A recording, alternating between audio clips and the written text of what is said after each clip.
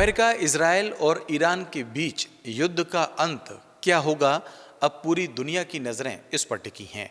Iran के supreme leader Khamenei की मौत के बाद ईरान ऐलान कर चुका है कि इसका जवाब दिया जाएगा।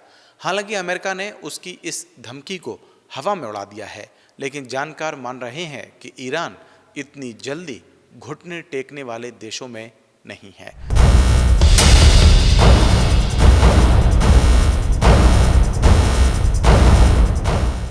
नमस्कार, मैं हूं शरद और आप हैं द प्रेस हिंदी के साथ। अब बात करते हैं ईरान, अमेरिका और इजराइल के बीच जारी युद्ध के मौजूदा हालात पर। इस लड़ाई में लेबनान में बसे उग्रवादी संगठन हिजबुल्लाह की भी अब एंट्री हो गई है। हिजबुल्लाह ने इजराइल में कई धमाके किए हैं। हिजबुल्लाह की ओर से जारी एक बयान में कहा गया है कि ये हमले अयतुल्लाह अली खामनेई की मौत का बदला लेने, लेबनान और उसके लोगों की रक्षा करने और इजराइल के बार बार हो रहे हमलों के जवाब में किया गया है। वहीं जवाब में इजराइल ने हिजबुल्लाह के सपोर्ट बेस बैरूत के दहिया में हमला किया है। इस हमले में कई लोगों के मारे जाने की आशंका है। लेबनान की राजधानी बैरूत के कई स्कूलों को बंद कर दिया गया है। उधर ईरान लगातार यूएस एयरबेस को टारगेट करने की फिराक में है। खबरों के मुताबिक ईरान की इस्लामिक रेवोल्यूशनरी गार्ड कॉर्प्स यानी IRGC ने मंगलवार सुबह बहरीन के शेख ईसा इलाके में अमेरिकी एयरबेस पर ड्रोन और मिसाइल हमला किया।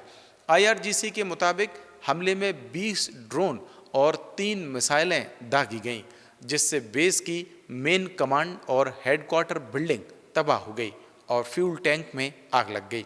हालांकि बहरीन की तरफ से अभी तक इस हमले को लेकर कोई आधिकारिक जवाब सामने नहीं आया है। जानकार बता रहे हैं कि खामेनी की मौत के बाद ईरान और हिजबुल्लाह दोनों अपनी ताकत को जुटा रहे हैं और बड़े हमले की फिराक में हैं। हालांकि ईरान के पास सीधे अमेरिका तक मार करने वाली मिसाइलें नहीं हैं, लिहाजा ईरान उन बेस को टारगेट कर रहा है जहां अमेरिका ने अपने सैन्य ठिकाने बना रखे हैं। ईरान के सामने चुनौती ये है कि इन हमलों से अमेरिका और इजराइल के साथ साथ वो मिडिल ईस्ट के बाकी देशों से भी सीधे दुश्मनी मोल ले रहा है।